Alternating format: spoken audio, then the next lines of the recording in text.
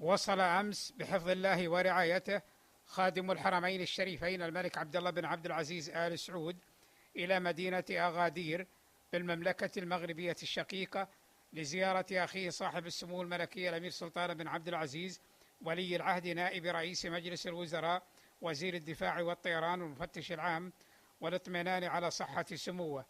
وكان في استقبال الملك المفدى لدى وصول مطار أغادير صاحب السمو الملكي الأمير سلطان بن عبد العزيز ولي العهد نائب رئيس مجلس الوزراء وزير الدفاع والطيران والمفتش العام.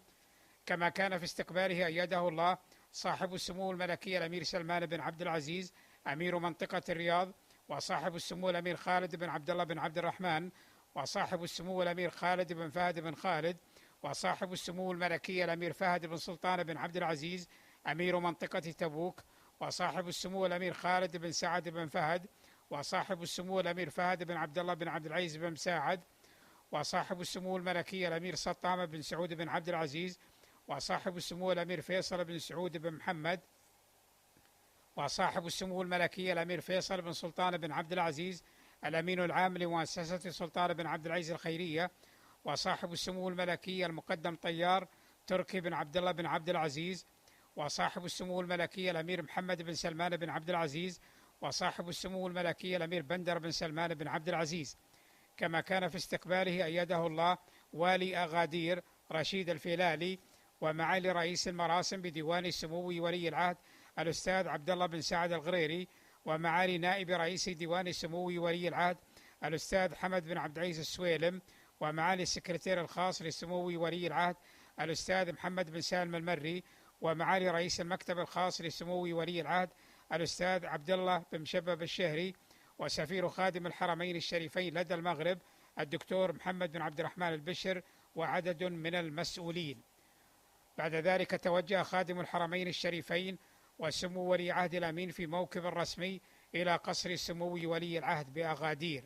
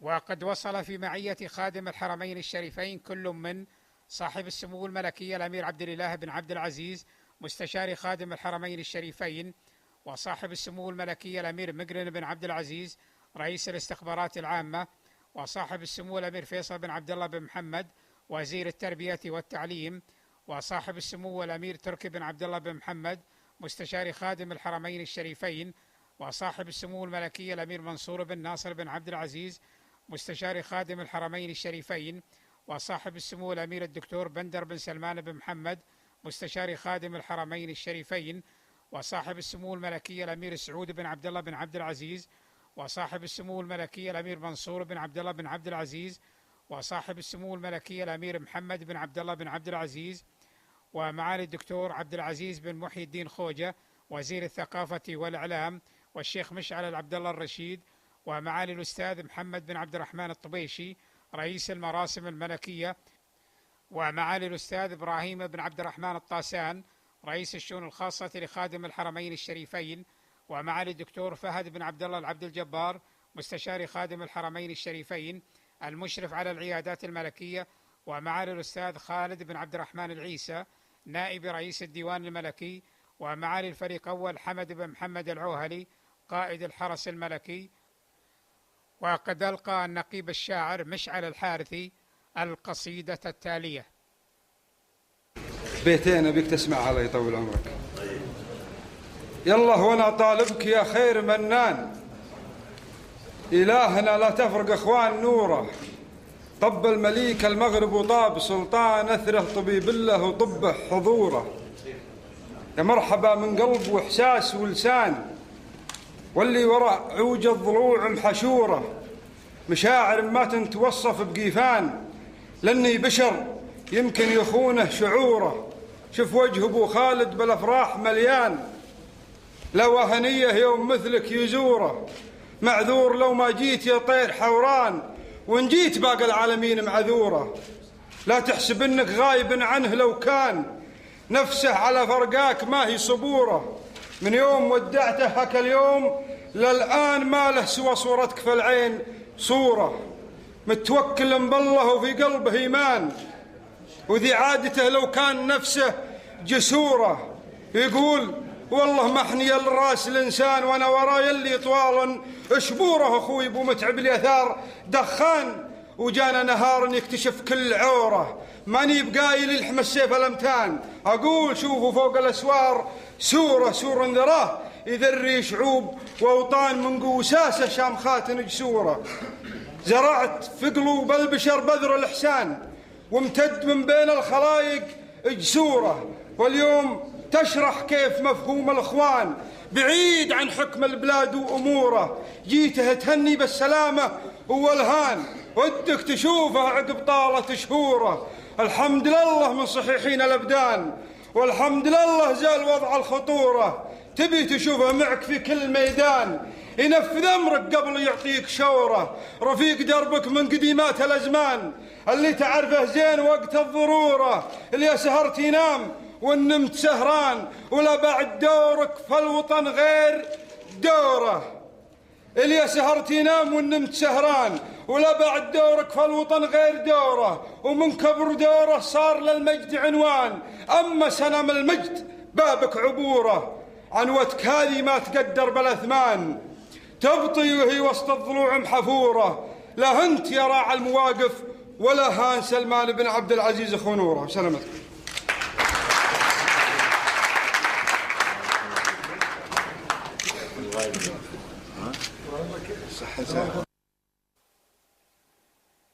وقد شرف خادم الحرمين الشريفين الملك عبد الله بن عبد العزيز آل سعود مأدبة الغداء التي أقامها صاحب السمو الملكي الأمير سلطان بن عبد العزيز آل سعود ولي العهد نائب رئيس مجلس الوزراء وزير الدفاع والطيران والمفتش العام في قصره بأغادير تكريما للملك المفدى.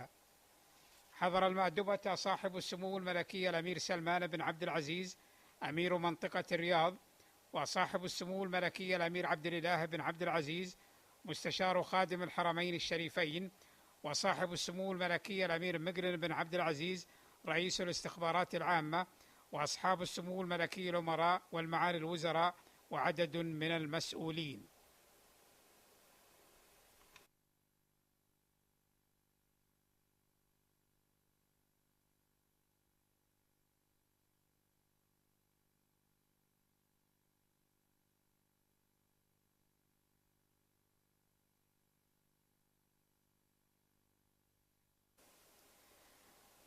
غادر بحفظ الله ورعايته خادم الحرمين الشريفين الملك عبد الله بن عبد العزيز آل سعود مدينة أغادير متوجها إلى مدينة الدار البيضاء، بعد أن اطمأن على صحة صاحب السمو الملكي الأمير سلطان بن عبد العزيز آل سعود ولي العهد نائب رئيس مجلس الوزراء ووزير الدفاع والطيران والمفتش العام. وكان في وداع الملك المفدى لدى مغادرة قصر سمو ولي العهد بأغادير صاحب السمو الملكي الأمير سلطان بن عبد العزيز آل سعود ولي العهد نائب رئيس مجلس الوزراء وزير الدفاع والطيران والمفتش العام. كما كان في وداعه يده الله صاحب السمو الأمير خالد بن عبد الله بن عبد الرحمن، وصاحب السمو الأمير خالد بن فهد بن خالد، وصاحب السمو الملكي الأمير فهد بن سلطان بن عبد العزيز أمير منطقة تبوك، وصاحب السمو الأمير خالد بن سعد بن فهد، وصاحب السمو الأمير فهد بن عبد الله بن عبد العزيز بن مساعد، وصاحب السمو الملكي الأمير سلطان بن سعود بن عبد العزيز، وصاحب السمو الأمير فيصل بن سعود بن محمد آل سعود.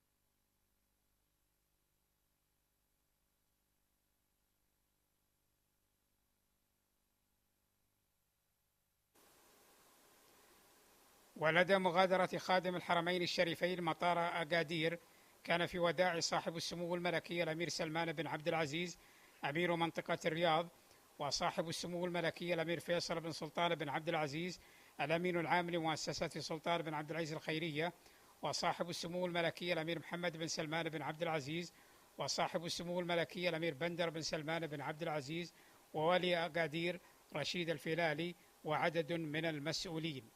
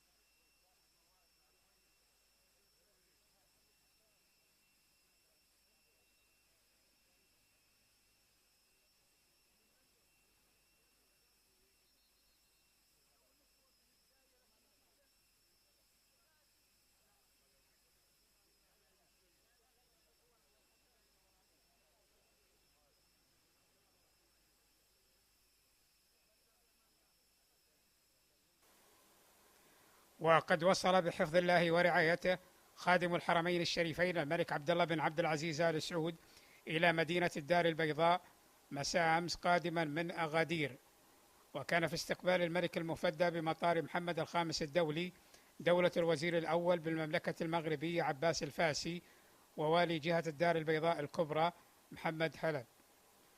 بعد ذلك استعرض خادم الحرمين الشريفين حرس الشرف الذي اصطف لتحيته.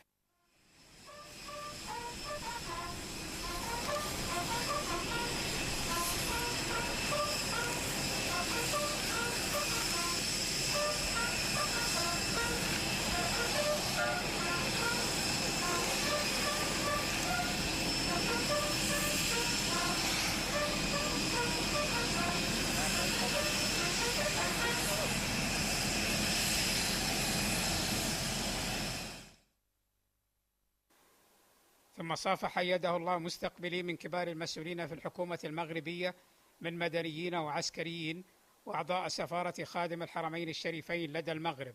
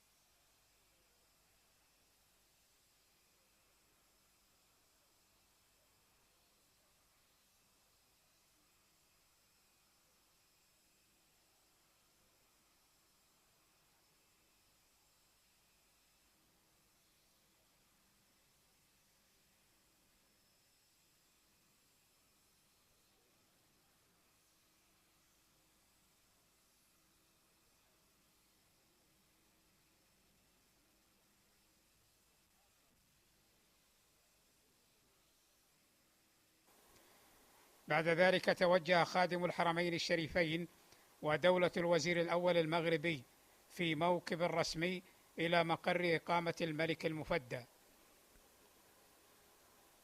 وقد وصل في معية خادم الحرمين الشريفين صاحب السمو الملكي الأمير عبد الإله بن عبد العزيز مستشار خادم الحرمين الشريفين، وصاحب السمو الملكي الأمير مقرن بن عبد العزيز رئيس الاستخبارات العامة، وصاحب السمو الأمير فيصل بن عبد الله بن محمد وزير التربية والتعليم، وأصحاب السمو الملكي الأمراء والمعالي أعضاء الوفد الرسمي المرافق لخادم الحرمين الشريفين.